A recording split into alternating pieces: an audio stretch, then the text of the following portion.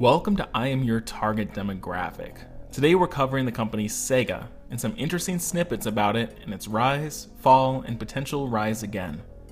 Sega originated as a company called Service Games, which created slot machines and other coin-operated games that were installed at military bases throughout the United States to make money off the boredom of US service members. Several closures and mergers eventually led to a new business replacing Service Games, with the name Sega used as an homage. The US eventually banned most coin-operated gambling machines like this, forcing Sega to look at international opportunities, eventually finding a foothold in Japan. In the late 70s, Sega was able to find major success with the introduction of arcade games and then eventually home consoles. Sega published games for the Atari, ColecoVision, and then the Commodore 64. However, by the mid-80s, Sega began to struggle with an overabundance of games. They decided at this point to create their own console, called the SG-1000. A series of buyouts and closures then led to a Japanese conglomerate buying Sega and rebranding as Sega Enterprises. They immediately brought its headquarters to Japan and went public, trading on the Tokyo Stock Exchange.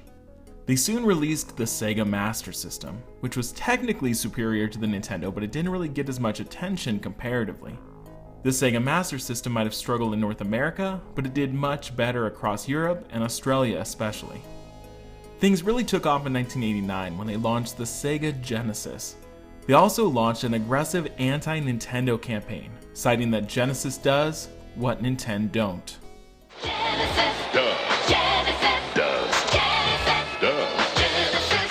Get Joe Montana free, Pat Riley free, Buster Douglas free, Super Monaco GP free, or Collins free. What Nintendo don't. Buy a 16-bit Genesis system between now and October 31st. It was through this time that the term console war began to be used regularly. As the Super Nintendo was releasing, Sega countered with their new mascot for the company, Sonic the Hedgehog. This skyrocketed the Genesis to massive success. Sega followed up Sonic with Sonic 2, which became the most successful game that Sega ever produced, selling over 6 million copies.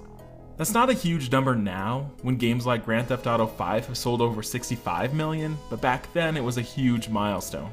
Nintendo hit back with a heavy blow with the Game Boy, to which Sega tried to counter in 1990 with the introduction of the Game Gear.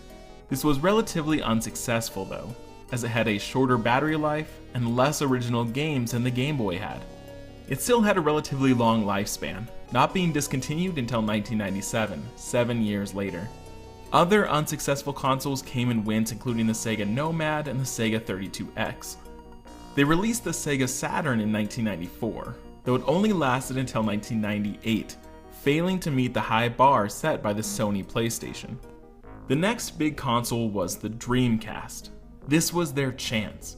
It had better graphics capabilities than its direct competitors, the Nintendo 64 and the Sony PlayStation. It also included a modem for multiplayer gaming, which was nearly unheard of in the console department. This allowed for the first console massive multiplayer game Phantasy Star Online to take root. The Dreamcast also had the first console game with voice chat. The launch in the US was the most successful hardware launch in history at that point, selling over 500,000 consoles in the first week.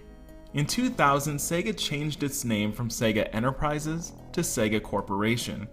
Around this time, they also announced that they would be moving from hardware creation to software creation, focusing on games that would be playable across all platforms. Things weren't looking especially good, with Sega hitting 5 years of consecutive losses. One of the founders even gave the company a $692 million donation to help stave off bankruptcy. They even discussed a merger with Microsoft, though it never came to fruition. They sold off some portions of the company focused on hardware and brought in some smaller companies focused on software, including Creative Assembly, which is known for the Total War games, and Relic Entertainment, known for the Dawn of War and Company of Heroes series. They did continue other ventures, mostly in Japan, in arenas such as satellite arcade machines and arcade-based card trading games.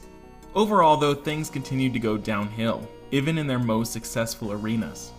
Sega owned over 450 arcades in Japan, which has now dropped to about 200. They closed many offices internationally, only retaining headquarters in Japan, the US, and a minimal presence throughout Europe. They've shifted focus to mobile games and digital games, hoping to capitalize on popular free-to-play models to make money.